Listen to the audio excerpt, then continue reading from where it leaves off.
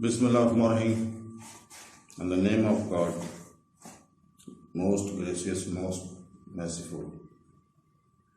Friends, sisters, and brothers, we are talking about Yusuf Prophet, and this is the second part of his story. So, this absence of incident need to Zulaikha separate widely among the other women, and they started gossiping and made fun of Zuleika for her fascination with a slave. Zuleika took the plunge to make the woman understand why she got infatuated by Prophet Yusuf.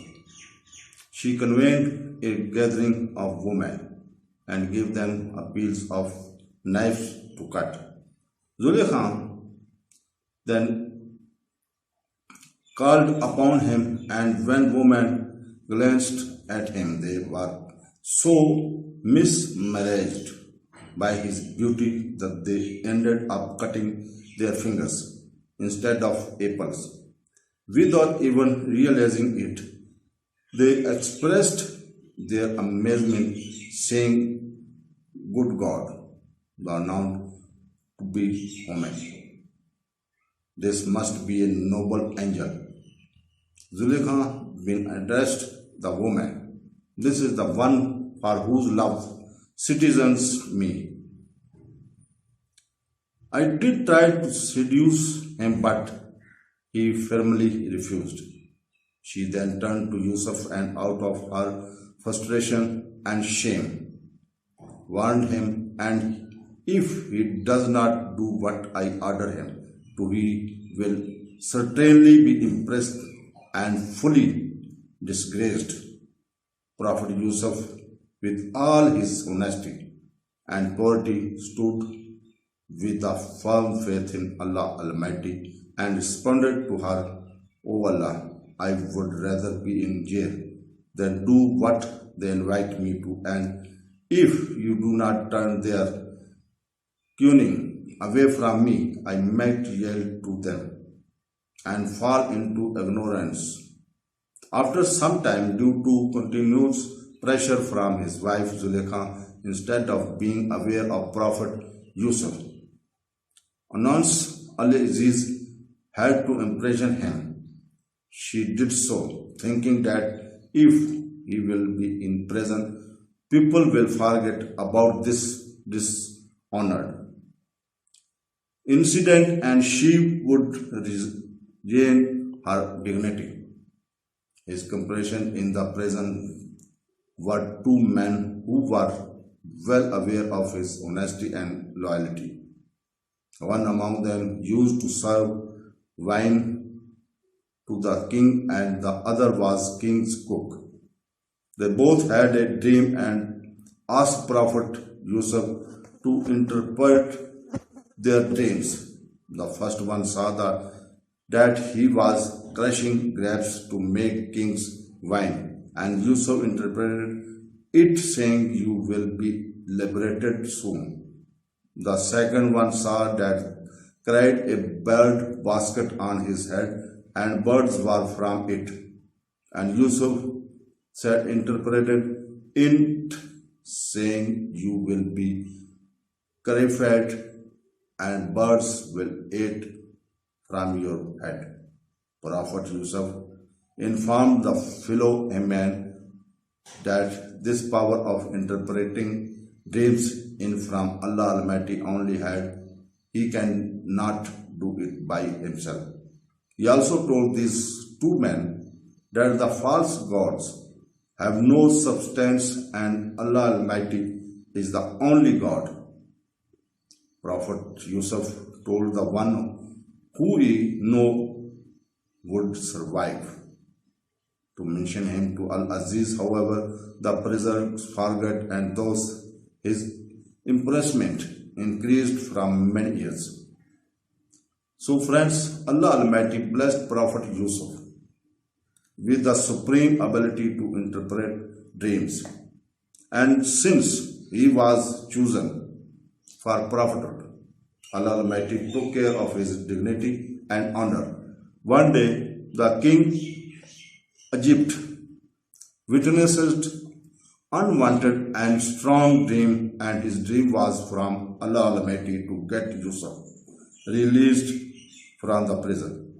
The king congregated his chiefs and said, all dream to 7 fat cow eaten up by 7 skinny ones and 7 green ears of grain and 7 others dry. Chief, tell me the meaning of my dream if you can interpret dreams. The chiefs could not interpret his dream and get refused and puzzled about such an unusual dream. The ex-prisoner who was released earlier came to know about the king's dream and recalled Yusuf's masterly interpretations of dreams, and he informed the king, I will tell you its interpretation, so send me forth to Yusuf. The ex-prisoner went to Prophet Yusuf and narrated to him the king's dream and asked for its interpretation, and Prophet Yusuf, blessed with prudence and wisdom granted by Allah Almighty, interpreted the king's dream, saying, you will plant for 7 years consecutively, and what you harvest live in its speaks, except little from which you will eat. Then will come after that 7 difficult years, which will consume what you saved from them, except a little from which you will store. Then will come after that a year in which the people will given rain and which they will press olives and grapes. The king was impressed by his intelligence and released him from the prison.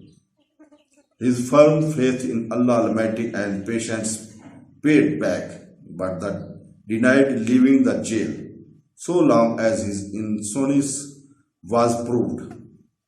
For the matter, the king then called upon Zuleika and the other women and questioned them about the affair. Women confused, saying, Allah forbid, we know nothing incident about him. And Zuleika testified that now the truth has come to light. It was I who tried to seduce him, and he is surely truthful.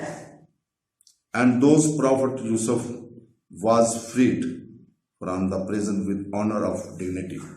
The king was so much overwhelmed by Yusuf and integrity and purity, Father granted him a position of high ranks in the service. And it also reported that the king, impressed by him, rewarded to Islam. So friends, as per Allah Almighty plan, Prophet Yusuf requested the king, put me in charge of the storehouses of the land, for I am truly reliable and adept. By Allah Almighty's grace and will, the king appointed him the chief minister of Egypt. He performed his duties as Al-Aziz very well, harvested and stored up the crops of the coming 7 years of famine, so nobody has to starve.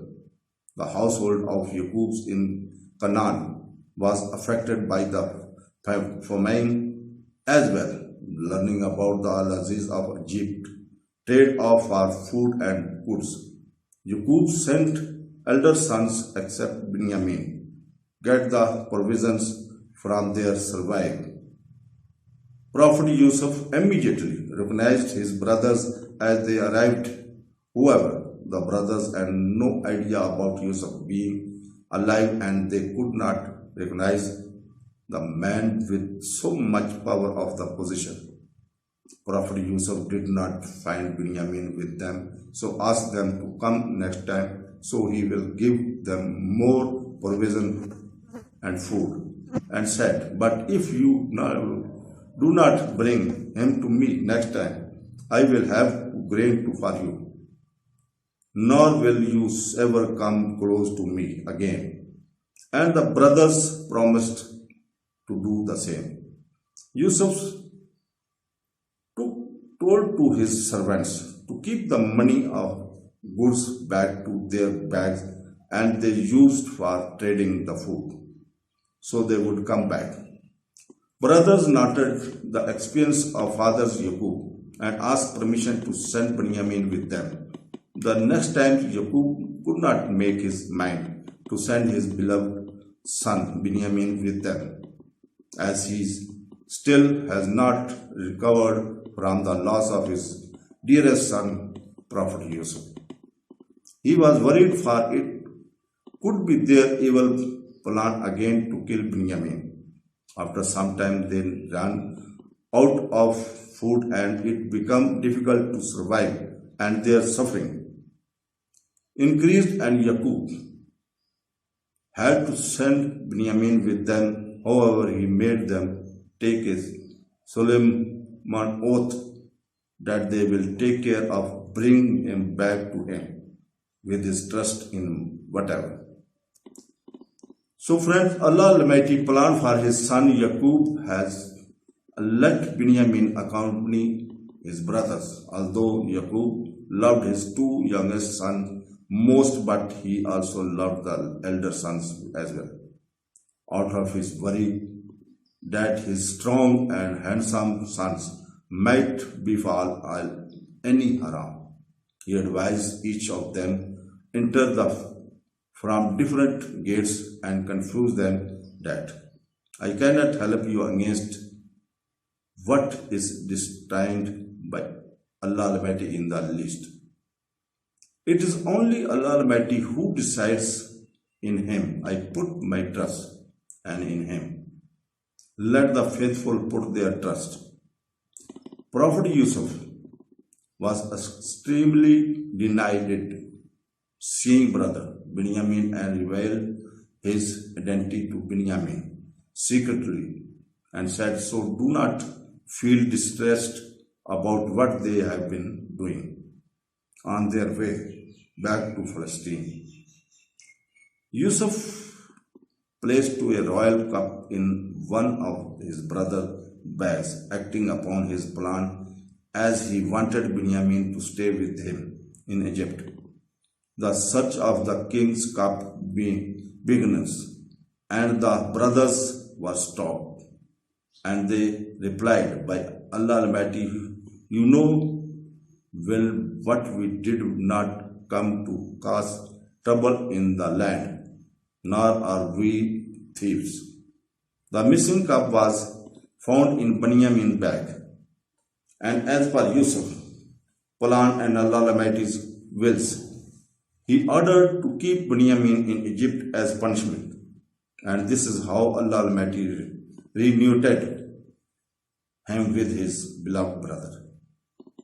So friends, sisters, the old and weak Yaqub was heartbroken when he heard about his son's narration of the whole story, cried so much that he lost his vision, and he replied to his sons, keeping his faith firm in Allah Almighty with patience and perseverance. I complain of my anguish and sorrow only to Allah Almighty, and I know from Allah Almighty what you do not know. He was sure that Allah Almighty will ease his pain, and he sent his sons back to Egypt to search for Yusuf and Binyamin, since the pain of losing his sons was unbearable for Yaqub, and he has not lost hope in Allah Almighty. The brothers made their way back to Egypt, and pleaded with Prophet Yusuf to give them Benjamin and informed about their father Yaqub, weakness and lost sight. Yusuf then disclosed his identity, saying, Do you remember what you did to Yusuf and his brother in your ignorance? They could not believe him and were in shock. Yusuf then appraised that whoever is mindful and puts his trust in Allah Almighty with patience, he is rewarded in the end of. Allah Almighty has been gracious to them. He then gave his shirt and told them to cast it over Father Yaqub's face and his vision will come back, and mentioned coming back with the whole family. As soon as they touched Yaqub's face with the shirt, his sight returned and he said to his son, Did I not tell you that I truly know from Allah what you do not know? His sons realized their sins and asked for forgiveness. To this he replied, I will pray to my Lord for your forgiveness. He alone in need, the Allah Almighty, all forgiving, most merciful. They all reached Egypt and met Prophet Yusuf. Prophet Yusuf was overjoyed and delighted seeing his parents, and he raised them to the throne and exclaimed, Oh my dear father, this is the interpretation of my old dream. My Lord has made it come true. He was truly kind to me when he freed me from prison and brought you all from the desert. After Shaitan had ignited rivalry between me and my sibling. Indeed, my Lord is subtle in fulfilling what he wills. Surely he alone is the all-knowing, all-wise. To this reunion, his parents and brothers prostrated, and his dream turned into reality by Allah Almighty. So friends, sisters and brothers, Prophet Yusuf performed his duties professionally in his prophethood. He lived almost 120 years and died a natural death in Egypt, with much discussion and disagreement of his burial, as everybody wished to bury him in their land. It was decided to bury Prophet Yusuf on the root of river Nile. So friends, this was story, real incident, which is mentioned even in the Holy Quran of Yusuf Prophet. Allah Hafiz.